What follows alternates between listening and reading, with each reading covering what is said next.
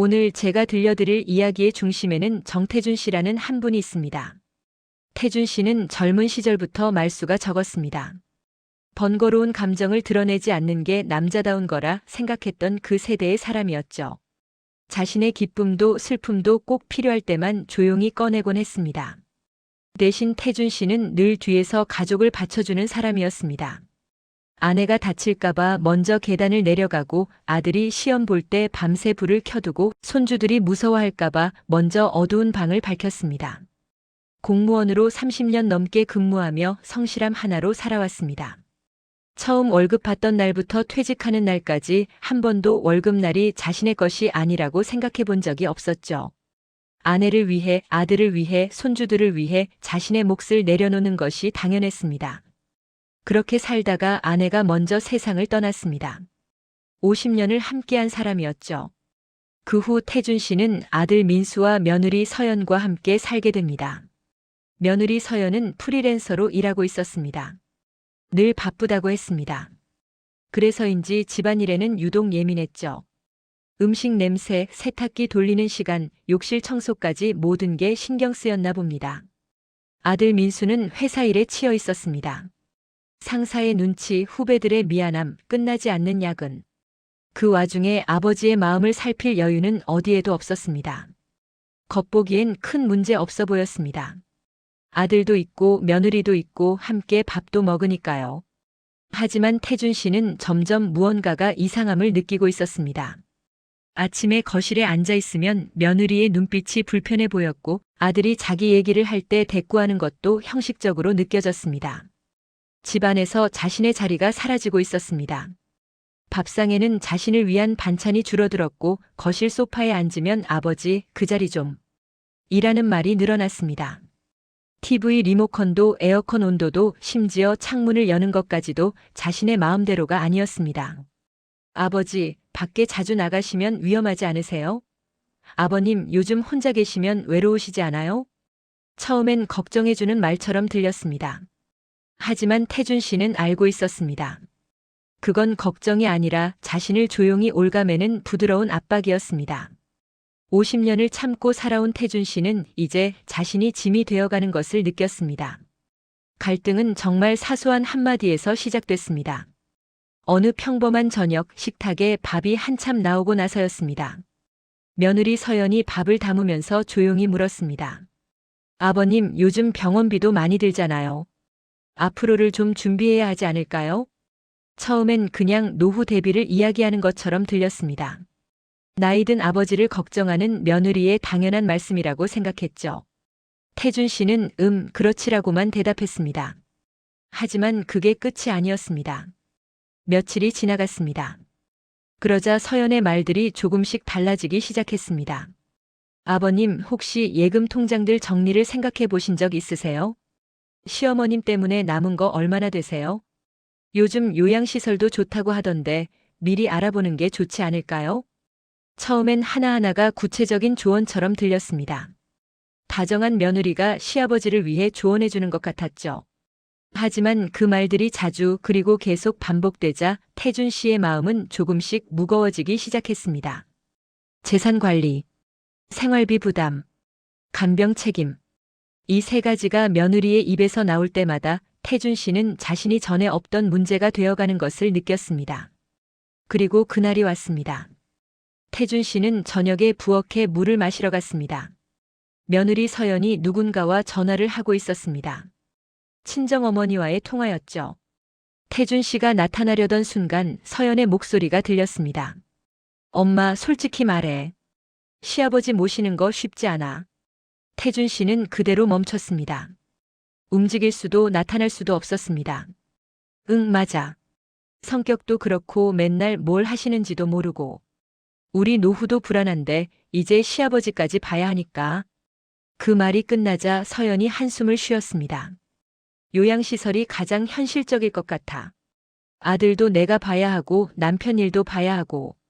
태준 씨는 그 자리에서 얼어붙었습니다. 자신은 짐이었습니다. 돌봐야 하는 부담이었습니다. 가족의 노후를 위협하는 걱정이었습니다.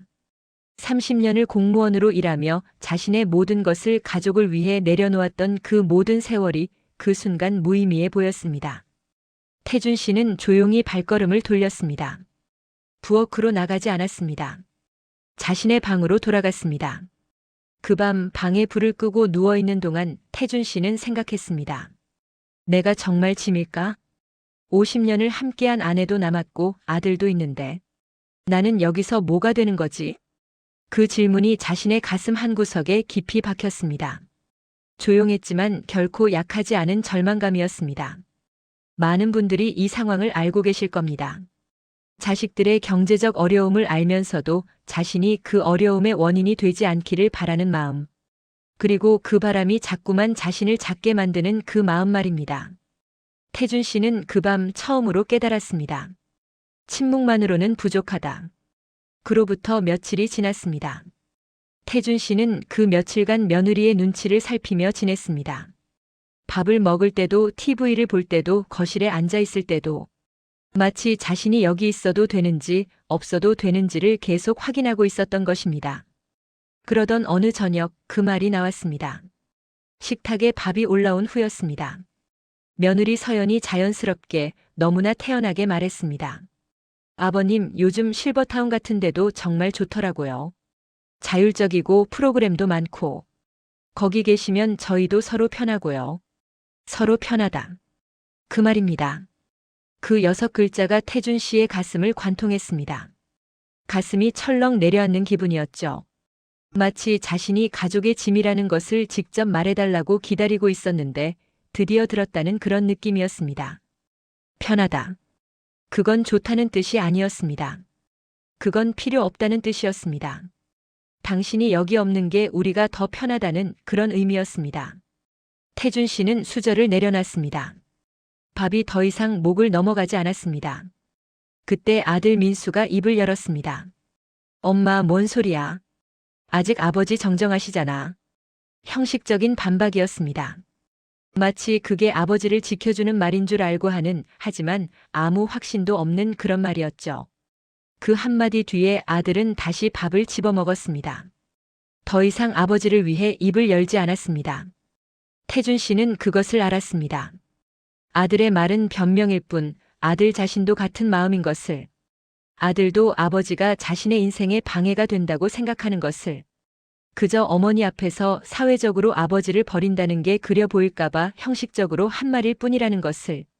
그 밤 태준 씨는 자신의 방으로 돌아갔습니다. 불을 끄고 누워도 잠이 오지 않았습니다. 천장을 바라보며 생각했습니다. 이게 내 인생인가? 50년을 참고 살다가 마지막이 이런 건가? 아내가 보고 싶었습니다. 아내는 절대 자신을 이렇게 대하지 않았습니다. 아내는 자신의 말에 귀를 기울였고 자신의 손을 잡아주었고 자신을 당연하게 옆에 두고 살았습니다. 그때였습니다. 태준 씨는 어둠 속에서 손을 뻗었습니다. 침대 옆 작은 옷장 위쪽. 먼지가 앉아있는 그곳에 자신의 오래된 서류 봉투가 있었습니다. 아내가 남긴 봉투였습니다. 몇 년 전 아내는 태준 씨를 자기 방으로 불렀습니다. 그리고 말했었죠. 여보, 혹시라도 당신이 이 집에서 소외당하면 그땐 이걸 꺼내요. 내가 미리 준비해둔 거야. 당신은 지켜받을 자격이 있어. 그때는 무슨 말인가 싶었습니다. 아내가 자신을 그리 생각할 리가 없다고 여겼죠. 하지만 아내는 알고 있었던 겁니다. 아내는 예감했던 겁니다. 태준 씨는 봉투를 꺼냈습니다. 손이 떨렸습니다. 봉투를 열자 그 안에는 법적 서류들이 들어 있었습니다. 사전 재산 관리 계약서, 조건부 위임장, 그리고 아내의 손글씨로 쓴 편지. 당신이 이 편지를 읽고 있다면 내 예감이 맞았다는 뜻입니다. 그런데 여보, 당신이 알아야 할 게 하나 있어요. 당신은 누군가의 짐이 아닙니다. 당신은 여전히 이 인생의 주인공입니다. 태준 씨는 그 순간 처음으로 울음을 터뜨렸습니다. 오래전부터 참아온 눈물이, 오늘 밤의 절망감이, 그리고 무언가 다시 살아날 수 있다는 희망이 모두 한꺼번에 흘러내렸습니다. 그 밤 태준 씨는 깨달았습니다. 침묵만으로는 부족하다. 참기만 하는 게 능사는 아니다. 아내가 남겨둔 그 서류들 속에 자신의 삶을 다시 되찾을 수 있는 무언가가 있었습니다. 태준 씨의 손이 떨렸습니다. 그 오래된 봉투를 열자 그 안에는 여러 장의 법적 서류들이 들어 있었습니다. 노안경을 끼고 하나하나를 들어 살펴봤습니다. 사전재산관리계약서, 조건부 위임장, 유언장. 이 모든 게 아내가 남겨둔 것이었습니다. 태준 씨는 서류 위에 아내의 서명을 바라봤습니다. 정확하고 단호한 글씨였습니다. 마치 아내가 자신을 보호하려고 최선을 다하며 쓴 글씨 같았습니다. 함께 들어있던 편지를 다시 펼쳤습니다. 아내의 손글씨로 가득했습니다. 여보, 이 편지를 읽고 있다면 내 예감이 맞았다는 뜻이겠지요. 난 당신을 알아요. 당신은 말이 없어도 많은 걸 느끼는 사람이고 상처받아도 드러내지 않는 사람이에요. 그래서 난 미리 준비했습니다. 혹시라도 당신이 이 집에서, 이 가족에서 소외당하면 그땐 이걸 꺼내요. 당신은 지켜받을 자격이 있어요. 눈물이 또 흘렀습니다. 태준 씨는 계약서를 다시 읽기 시작했습니다. 본인이 원치 않는 거주 이전이나 재산 압박이 있을 경우 모든 재산 관리 권한은 즉시 본인에게 환원된다. 그 조항이 눈에 들어왔습니다. 거주 이전, 재산 압박. 아내는 다 알고 있었습니다. 자신이 나중에 어떤 위협을 받을 수 있을지, 자신의 재산이 어떻게 이용될 수 있을지, 자신이 어떻게 소외될 수 있을지. 그 모든 걸 예상하고 미리 준비해 두었던 것입니다. 계약서에는 이런 내용도 있었습니다. 피부양자가 강압이나 협박을 통해 서명이나 동의를 강요받을 경우 해당 계약은 자동으로 무효화되며 피부양자의 모든 재산과 법적 권리는 본인에게 복구된다. 강압, 협박. 그 단어들을 보니 며느리의 말들이 다시 떠올랐습니다. 아버님, 요즘 병원비도 많이 들잖아요. 실버타운에 계시면 저희도 편하고요. 그것들이 단순한 말이 아니었습니다. 그것들은 무언의 압박이었고 법적으로는 강압에 해당할 수도 있다는 것을 태준 씨는 깨달았습니다. 서류 더미 아래에는 변호사 상담 기록도 있었습니다. 고령자 재산 보호 및 권리 회복 관련. 아내는 변호사를 통해 이 모든 것을 철저히 준비했습니다. 마치 전쟁을 앞두고 무기를 점검하듯이 태준 씨는 봉투를 내려놨습니다. 그리고 생각했습니다. 50년 동안 자신은 참아왔습니다. 말하지 않았습니다. 요구하지 않았습니다. 침묵 속에서 자신의 몫을 내려놨습니다. 그게 남편으로서, 아버지로서, 할아버지로서의 책임이라고 생각했으니까요. 하지만 지금 이 서류들을 보면서 태준 씨는 처음으로 깨달았습니다. 참기만 하는 게 능사는 아니다. 아내가 남긴 이 법적 장치들은 단순히 재산을 보호하기 위한 것이 아니었습니다. 그것은 태준 씨에게 말하는 것이었습니다. 당신은 참을 필요가 없어요. 당신은 자신의 삶을 지킬 권리가 있어요. 당신은 여전히 주인공이에요. 아내는 자신이 떠난 이후에도 남편을 사랑으로 보호하려고 했던 것입니다. 태준 씨는 서류들을 다시 정리했습니다. 한 장 한 장이 소중했습니다. 이것들이 자신의 삶을 되찾을 수 있는 열쇠였으니까요. 밤이 깊었습니다. 하지만 태준 씨의 마음은 처음으로 가벼워졌습니다. 내일이 기대됐습니다. 내일은 자신이 할 말이 있다는 것을 알았으니까요. 며칠이 지났습니다. 그동안 태준 씨는 아무것도 한 것이 없습니다. 밥을 먹고 밤을 지새우고 아침이 오면 거실에 앉아 있었습니다. 평소처럼요. 하지만 다른 점이 하나 있었습니다. 그의 눈빛이 달라져 있었다는 것입니다. 여전히 조용했지만 이제 그 침묵에는 결연함이 들어 있었습니다. 어느 저녁 가족이 모두 모인 식탁에서였습니다. 며느리 서연은 또 같은 말을 꺼냅니다. 마치 처음이 아니라 이미 수십 번 반복된 말처럼요. 아버님, 정말 요즘 실버타운이 많이 좋아졌어요. 자율적이고 영양사도 있고 의료 서비스도 좋고. 솔직히 거기 계시면 당신도 더 편할 것 같아요. 우리도 마음이 놓일 것 같고요. 그 말을 듣던 아들 민수는 여전히 침묵했습니다. 밥을 집어먹는 척했습니다. 그때였습니다. 태준 씨가 수저를 내려놨습니다. 천천히, 의도적으로, 그리고 말했습니다. 잠깐. 그 한마디가 식탁 위의 공기를 멈추게 했습니다. 이건 너희도 알아야겠다. 태준 씨는 자신의 방에서 꺼내온 서류들을 조용히 식탁 위에 놨습니다. 그 오래된 봉투 그리고 그 안에 담긴 법적 문서들. 처음엔 며느리 서연이 대수롭지 않게 손을 뻗었습니다. 마치 또 다른 건강정보지나 병원 광고물인 줄 알았던 것처럼요. 이게 뭐예요? 서연이 서류를 들었습니다. 읽기 시작했습니다. 그 순간 그녀의 얼굴이 천천히 변하기 시작했습니다.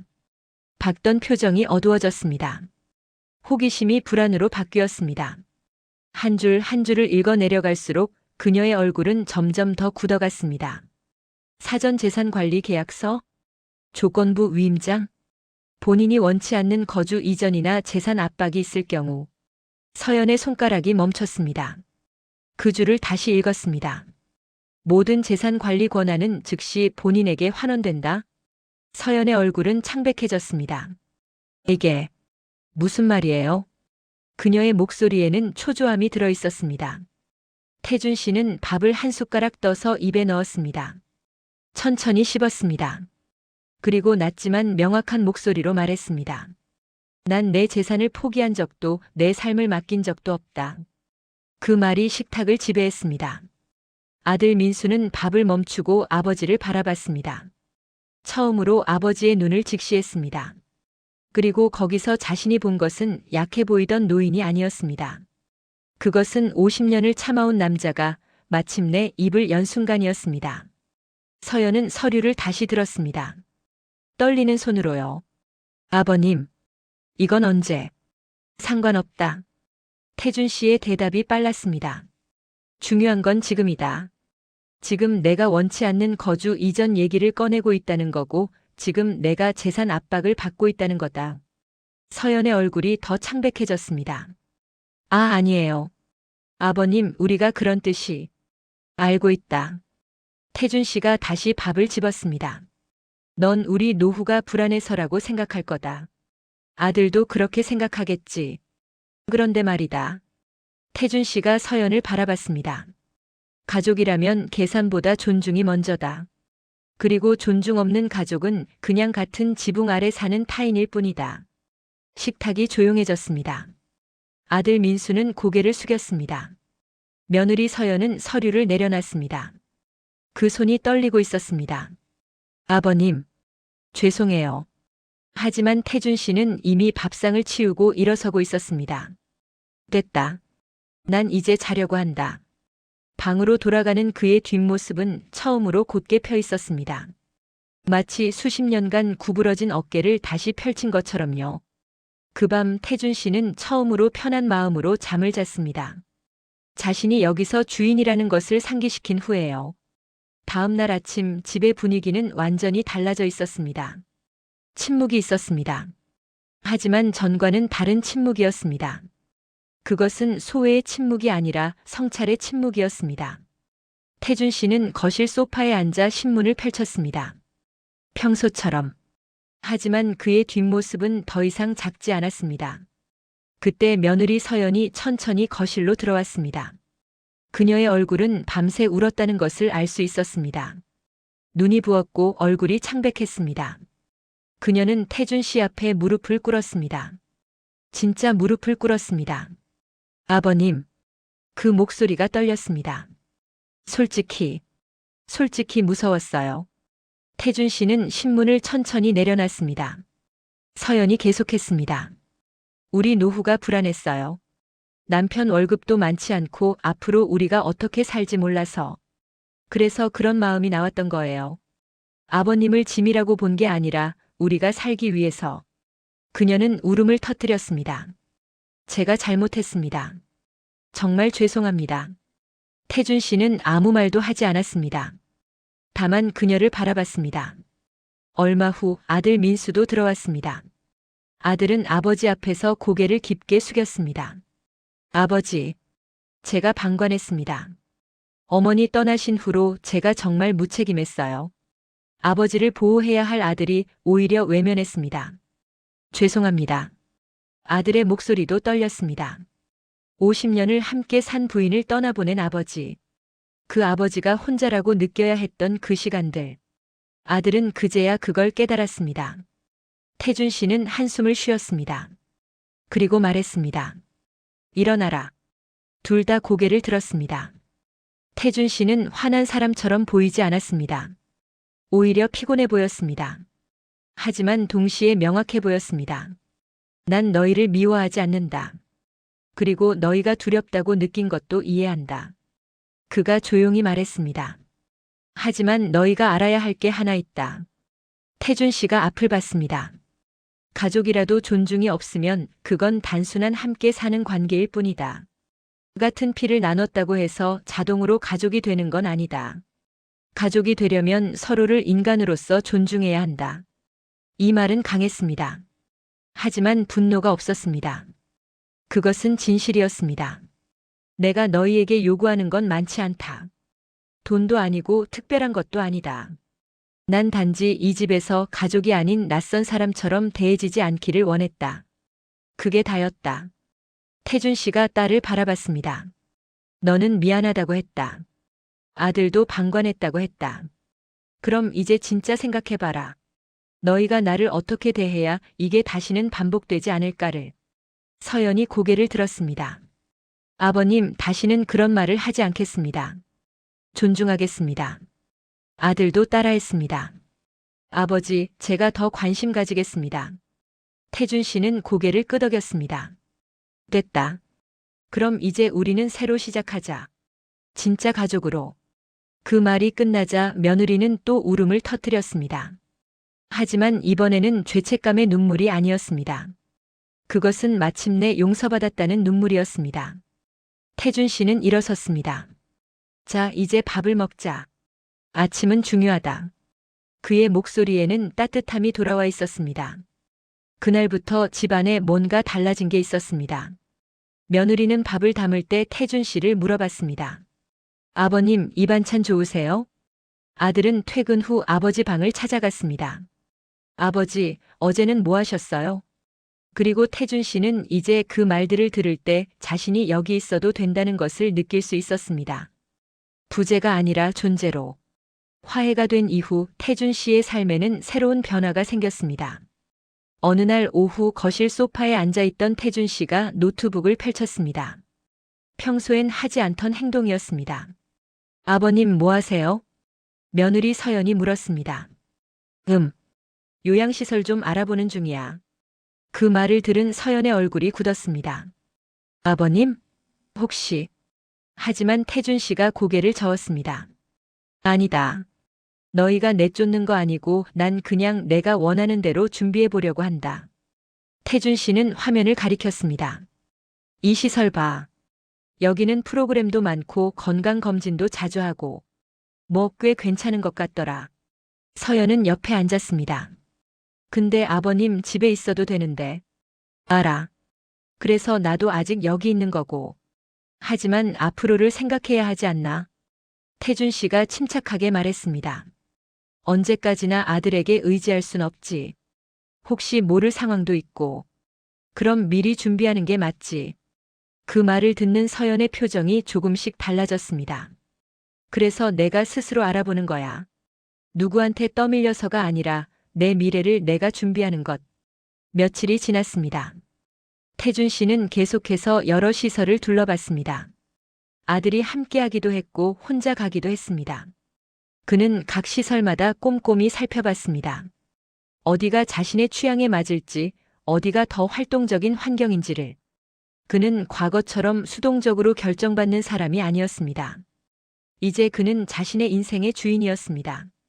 그 모습을 지켜보던 며느리 서연은 어느 날 깨달음을 얻었습니다.